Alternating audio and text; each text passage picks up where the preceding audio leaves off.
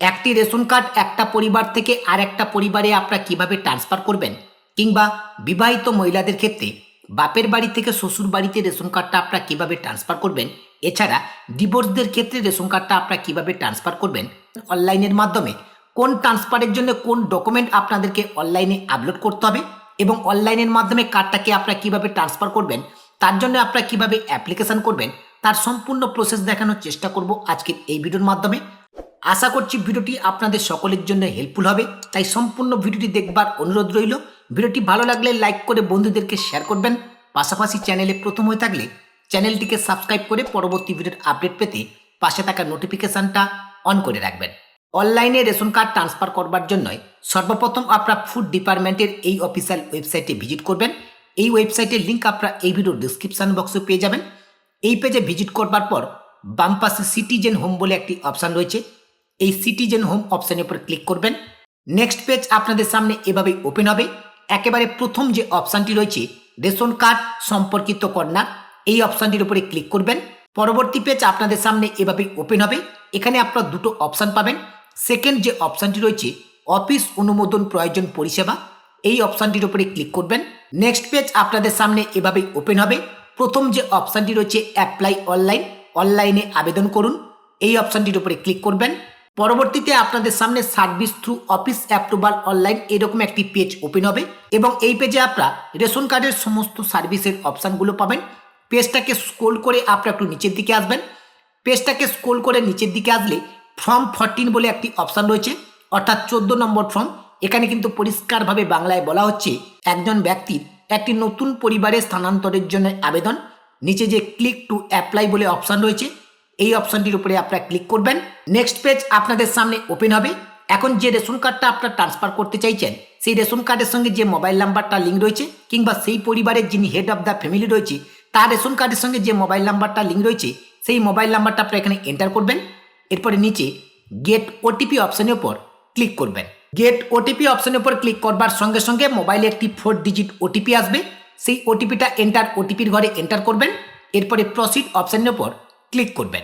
পরবর্তী পেজ আপনাদের সামনে এভাবেই ওপেন হবে এবং আপনার পরিবারে যে কজন সদস্য রয়েছে প্রত্যেক সদস্যর ডিটেলস আপনি একেবারে হোম স্ক্রিনে দেখতে পাবেন। এখন পেজটাকে স্ক্রোল করে আপনারা নিচের দিকে আসবেন। পেজটাকে স্ক্রোল করে নিচের দিকে আসলে অ্যাপ্লাই ফর ফর্ম 14 বলে একটি অপশান পাবেন।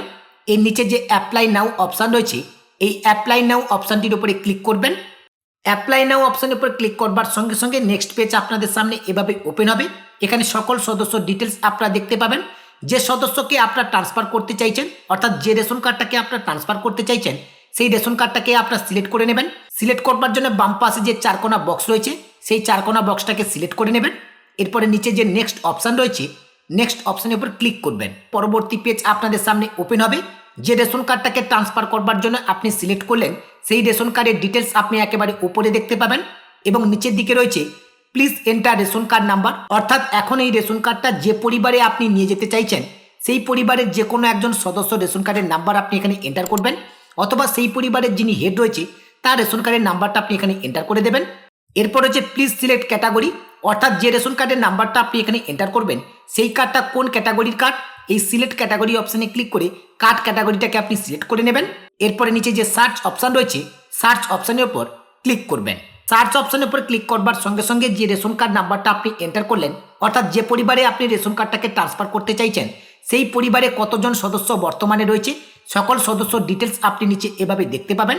এরপরে নিচের দিকে যে নেক্সট অপশান রয়েছে, এই নেক্সট অপশানের উপর ক্লিক করবেন।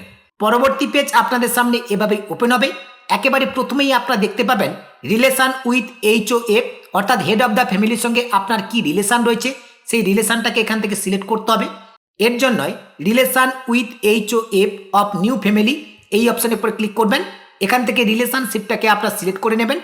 এরপরে যে রেশন কার্ডটা আপনি ট্রান্সফার করছেন সেই রেশন কার্ডের ডিটেলস আপনি এখানে দেখতে পাবেন এবং যে পরিবারের রেশন কার্ডটা আপনি ট্রান্সফার করছেন, যে রেশন কার্ডের নাম্বারটা আপনি এন্টার করলেন, সেই রেশন কার্ড হোল্ডারের সমস্ত ডিটেলস আপনি এখানে দেখতে পাবেন।